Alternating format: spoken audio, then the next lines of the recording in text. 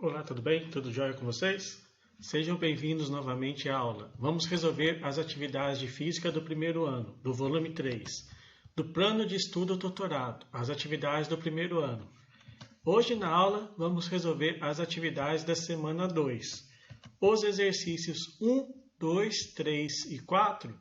Vamos aos exercícios? Primeiro, determine o seu peso sabendo que a aceleração gravitacional que age sobre sua massa vale 9,8 metros por segundo ao quadrado.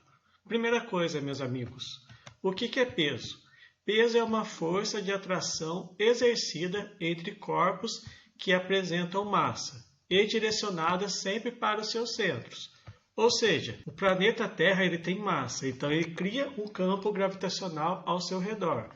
Se eu venho e coloco um corpo com massa próximo a ele, ou na sua superfície, vai ser gerada uma força para baixo, que é a força peso, que é uma força exercida pela gravidade do planeta. Só que tanto o planeta atrai esse corpo, como o corpo consegue atrair esse planeta. Então, ação e reação.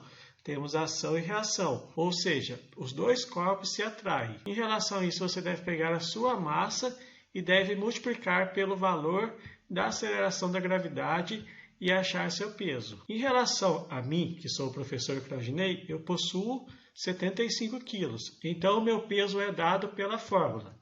O peso, que é o P, é a massa vezes a aceleração da gravidade.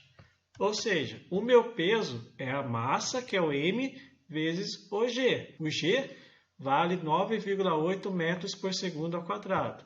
Pegando a minha massa, que é 75 vezes 9,8, eu consigo achar o meu peso, que é 735 newtons. Então, você, aluno, você deve pegar a sua massa, ir na balança e medir a sua massa. E com o valor obtido, você deve multiplicar por 9,8.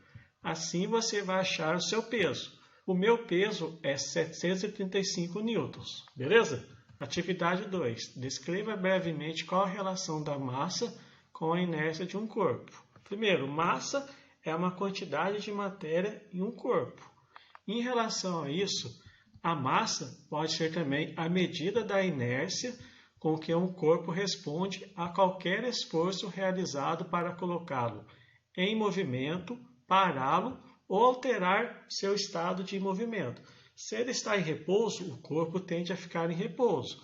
Se ele está em movimento, ele tende a continuar em movimento. Quanto maior a massa, maior a inércia. Mais difícil tirar o corpo do repouso. Quanto menor a massa, menor a inércia. Mais fácil tirar do repouso ou alterar seu movimento. Quanto maior a quantidade de matéria, ou seja, maior massa, maior a dificuldade em alterar seu estado, sua velocidade. Assim, o corpo tem maior inércia. Então, inércia tende a manter o corpo em movimento ou em repouso, a menos que uma força altere esse estado. Quanto maior a quantidade de matéria, a massa, mais difícil alterar o estado de movimento de um corpo. Um exemplo aqui, nós temos um caminhão que tem uma massa muito grande. Se ele está em movimento, é difícil você parar ele. É difícil você alterar o seu estado de movimento. Enquanto um motociclista que tem uma massa menor em comparação ao caminhão, é mais fácil você alterar o seu estado de movimento. Ele tem uma menor inércia, tem menor massa. É mais fácil tirar do repouso ou mais fácil alterar o seu movimento. Beleza, galera? Atividade 3. Nós temos um carro de Fórmula 1. A massa dele é de 740 kg e ele está acelerando devido a uma força transmitida pelo motor, as rodas. Aqui nós temos várias forças que foram aplicadas e acelerações submetidas no veículo. Então, nós devemos completar a tabela com os valores da aceleração. Pela segunda lei de Newton, a somatória das forças é igual a massa vezes a aceleração. Nesse exemplo, tem uma força somente transmitida pelo motor às rodas. Eles consideram a força de atrito. Para a força de 5.920 newtons, qual a aceleração? Então, pela segunda lei de Newton, nós temos a somatória das forças, ou a resultante das forças, é igual a massa vezes a aceleração. O valor da força é 5.920, é igual à massa, que é 740, vezes a aceleração, que é A.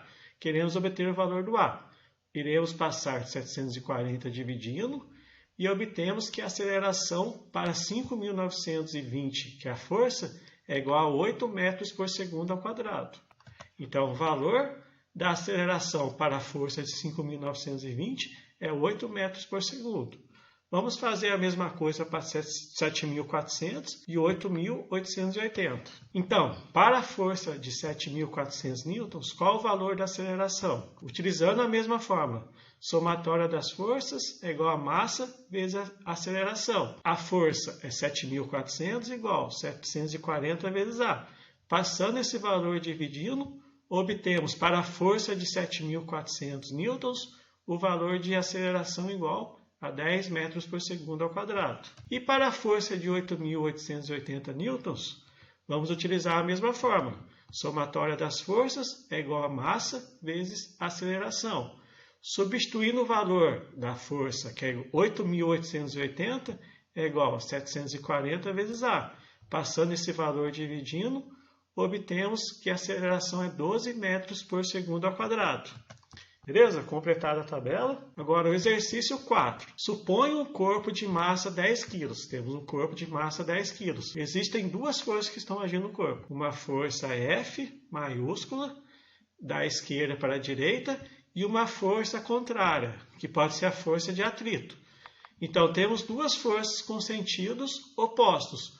Uma com intensidade de 80 e outra com intensidade de 20. Determine o módulo da aceleração com que esse objeto se movimenta. Então, nós temos uma força de 20 newtons e uma força de 80. Duas forças com mesma direção e sentidos contrários. Então, vamos fazer a resultante das forças. Pela segunda lei de Newton, nós temos que a resultante das forças, ou a somatória das forças, é igual a massa vezes a aceleração. O exercício quer calcular o valor da aceleração. Então, a resultante das forças é a diferença das duas forças, pois as duas estão na mesma direção e sentidos contrários. 80 menos 20 igual a 10 vezes a aceleração. 80 menos 20 dá 60. Passando 10 dividindo, obtemos que a aceleração é igual a 6 metros por segundo ao quadrado. Então, com a presença da força de 80 e de 20, é gerado no corpo de 10 kg uma aceleração de 6 metros por segundo ao quadrado. Aqui nós temos que a somatória de F é resultante das forças, M é igual a massa e A é a nossa aceleração. Beleza, meus amigos? Muito obrigado e até a próxima!